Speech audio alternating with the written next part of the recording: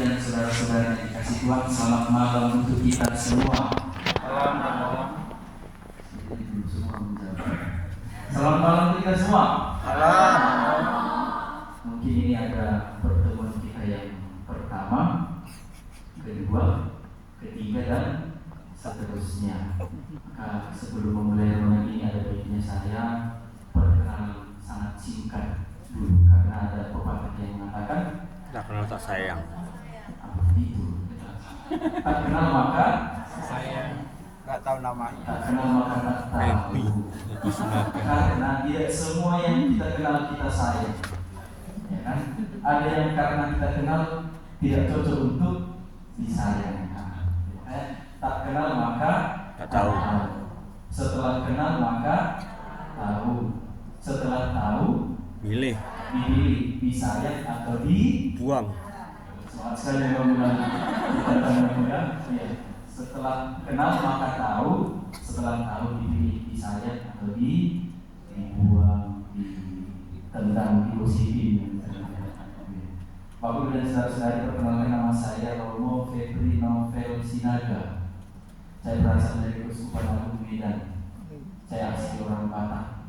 Kalau Oras Batak top istilah asli dari Medan. Saya sekarang sedang menjalani kuliah di Universitas Medan Nusantara di BINUS. Saya tinggal di BINUS Square di depan gereja kita. Jadi karena perkenalan yang sangat singkat, perkenalannya cukup sampai di situ. Jadi Bapak Ibu sudah tahu, sudah kenal maka tahu. Nah selanjutnya disayang atau dibuang itu tergantung nanti Bapak Ibu yang mana mau dipilih. Apakah romonya mau disayang atau dibuang? Disayang. Bapak Ibu dan saudara-saudara, pada malam hari ini kita mendoakan keselamatan jiwa ketiga saudara kita, Bapak Ignatius Leonardus Lubis, Bapak Alfonsus Arden Bistok Lubis, dan Ibu Elizabeth Maya. Semoga Bapak Ibu sepakat dengan apa yang ingin saya sampaikan. Ketika kita meninggal, kita tidak langsung masuk surga. Ada yang tahu bagaimana? Baru sakit. Sekarang udah. Kita tidak langsung masuk surga. Kita juga tidak langsung masuk ke. Ya, kita tidak langsung terjun ke neraka. Ya. Kenapa kita tidak langsung masuk surga? Karena kita orang yang berdosa. Romo, kenapa kita tidak langsung masuk ke neraka? Karena kita juga ada kebaikan-kebaikan yang kita lakukan selama hidup. Maka tidak ke surga, tidak ke neraka, maka kita ke purgatorium, api pencucian, bukan api yang membasahi api pencucian, tapi tempat untuk dimurnikan. Apa yang membuat jiwa kita yang sudah meninggal itu dimurnikan? Agar pantas Doa orang yang masih hidup. Karena yang sudah meninggal itu kan sudah selesai semua. Dia meninggal mengharapkan doa-doa dari orang-orang yang masih hidup. Maka itulah dasarnya mengapa kita Bapak Ibu dan saudara-saudara itu terus-menerus mendoakan arwah keluarga kita, siapapun yang sudah meninggal, karena mereka tidak percaya sedang berada di api pencucian. Romo, kapan mereka masuk surga? Itu tugas dari Tuhan. Dia tidak tahu kapan, tapi yang harus kita lakukan adalah mendoakannya terus menerus. Maka ada peringatan arwah 7 hari, 40 hari, 100 hari, setahun, 1000 hari. Oh, 1 tahun dulu ya. 1 tahun, 2 tahun. 1 tahun dulu, 1000 hari. Tapi sebenarnya itu kan bukan soal hari ya. Bukan soal 7 hari, harus 7 hari kalau 8 hari, kalau kami masuk di tempat kami yang seperti itu. Harus 7 hari, 8 hari, kamu boleh itu berdua. 6 hari tidak bisa harus 7 hari. Pastor juga sibuk, tidak bisa. Jadi gak jadi doa. Padahal sebenarnya bukan soal 7, 14, 40, 100, 1000, 2000, tapi bagaimana kita terus-menerus mendoakan mereka yang sudah meninggal. Maka Bapak Ibu dan saudara-saudari, pada hari ini kita mendoakan secara khusus ketiga saudara kita yang pada saat ini sedang berada di pengujian atau mungkin sudah di surga juga, tapi yang pasti kita doakan. Karena Bapa yang kita sembah adalah Bapa yang Dia seperti yang diciptakan, yang akan mengampuni semua dosa umatnya, asalkan umatnya mau datang kepada Tuhan. Sorry, saya agak lompat sedikit. Apa dosa yang tidak terampuni? Menghujat Roh Kudus. Apa maksud dari menghujat Roh Kudus? Tidak percaya, tidak menerima. Ceritanya kan waktu itu Yesus datang, dia telah mengusir setan dengan kuasa setan, kata siapa itu, ahli Taurat itu. Maka Yesus katakan menghujat Roh Kudus dalam arti menolak. Bagaimana kita bisa sembuh kalau kita menolak obat? Bagaimana kita mau diselamatkan kalau kita menolak Kristus? Maka orang yang diselamatkan adalah orang yang mau datang, yang percaya. Maka kita semua di sini adalah orang-orang yang percaya. Itulah yang kita rayakan pada hari ini, Bapak Ibu dan saudara-saudari. Doa orang, iman orang lain mampu menyelamatkan orang lain. Doa kita mampu menyelamatkan jiwa saudara-saudara kita yang sudah meninggal. Ada satu cerita yang mau saya ceritakan kepada kita dari kitab suci juga, Bapak Ibu, yang menunjukkan bahwa iman orang lain mampu menyelamatkan orang lain. Kita tentu pernah mendengar kisah seorang lumpuh yang hendak disembuhkan oleh Yesus. Pernah ya? Di kitab suci. Sama ya? Kitab kita kan? Sama ya? Masih pernah kita baca kitab suci? Masih dong. Ada kitab suci di rumah? Tahu kita di mana posisinya sekarang di rumah? Museum. Pastinya udah dibuka. Oh udah ya.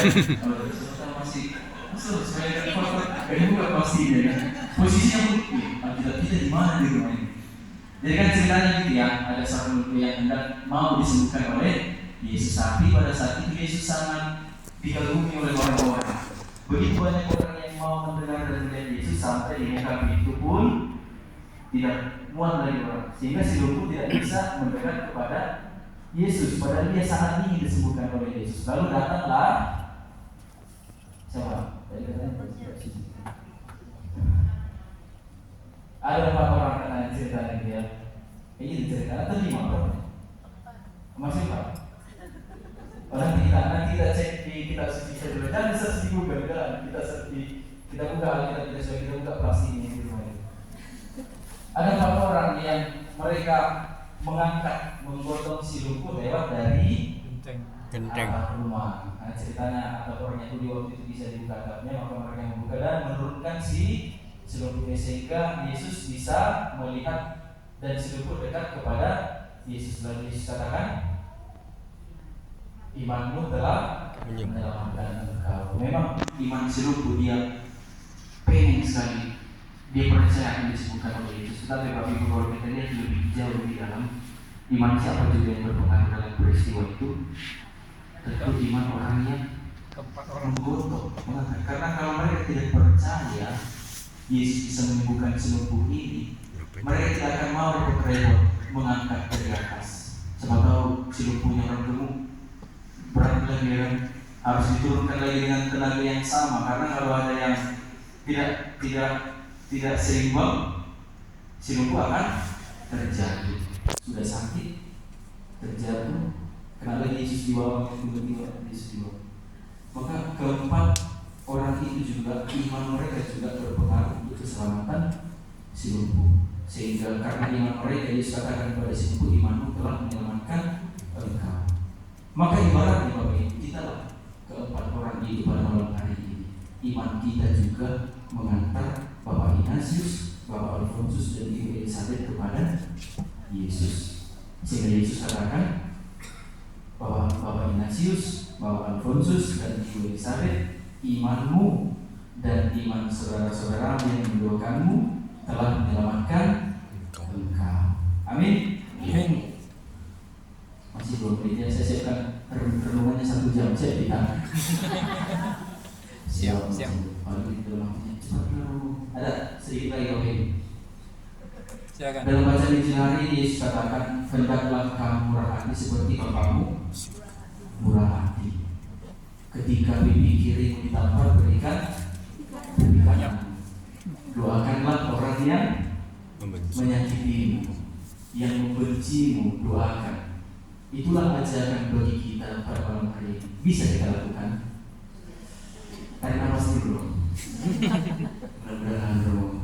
Sulit memang, karena kita naluri manusia kita gitu kan. Kalau ada yang jahat kepada kita, kita harus balas dengan jahat. Kalau kita berpikir, kita harus hafal Bokem kanan. berat memang begitu, tapi itulah ajakan bagi kita ya. Itulah tantangan iman kita. Bagaimana kita bisa mencintai musuh. Kita sama-sama berjuang. Saya juga masih berjuang dalam hal ini. Tetapi sebenarnya kita semua punya potensi untuk mengampuni musuh. Kenapa saya katakan demikian? Ada pepatah yang mengatakan buah tidak jatuh dari pohonnya.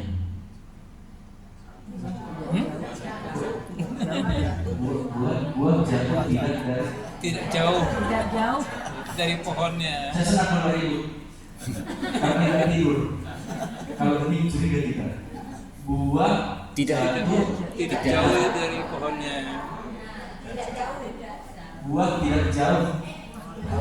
Buah jatuh tidak jauh dari pohonnya. Buah jatuh tidak jauh. Buah jatuh tidak jauh dari pohonnya. Oke, itu ya. Memang itu kan. Pertanyaan sekarang, siapa pohon kita? Dan Yesus. Yesus. Ada Yesus pokok dan kita Bicara di dalam terus akhirnya pastilah kau akan berdua. Nanti lama sampai jam 10 kita break. Maka kalau orang tadi yang mengatakan buah jatuh tidak jauh dari pohonnya, Yesus kan bisa mengampuni orang ya. Ketika dia juga sudah disalib, bahwa ampunan mereka sebab mereka tidak tahu apa yang mereka berbuat. Maka kalau Bapak Ibu tadi bersikeras, bukan itu, buah jatuh tidak jauh dari pohonnya. Itulah, kalau memang Yesus juga bisa mengampuni, maka buahnya juga tidak jauh dari buahnya tidak jauh dari pohonnya. Maka buah kita juga tidak jauh dari Yesus. Maka Bapak Ibu dan saudara-saudara, mari kita berjuang. Tadi saya katakan jauh dari pohonnya, kalian tidak setuju. Maka ketika kalian mengatakan tidak jauh, pastor, marilah kita mendekatkan diri seperti pohon kita, Yesus. Buah kita sama seperti Yesus yang tidak jauh, bisa mengampuni bahkan orang yang menampar dia, menudai, dia masih mengampuni. Ketika kita, Tuhan ampunilah aku, Tuhan telah mengampuni kita, tetapi bisakah kita mengampuni orang lain?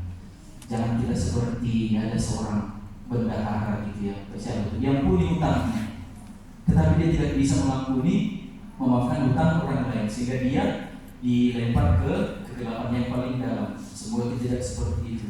Maka Bapak Ibu dan saudara-saudari, semoga sabda Tuhan yang kita dengarkan hari ini sungguh-sungguh menambah iman kita. Yang pertama, untuk tetap mendoakan semua saudara-saudari kita yang telah meninggal, dan yang kedua, mari kita berjuang untuk bisa seperti Yesus. Buah kita tidak jauh dari Yesus yang bagaimana, yang bisa mengampuni orang lain.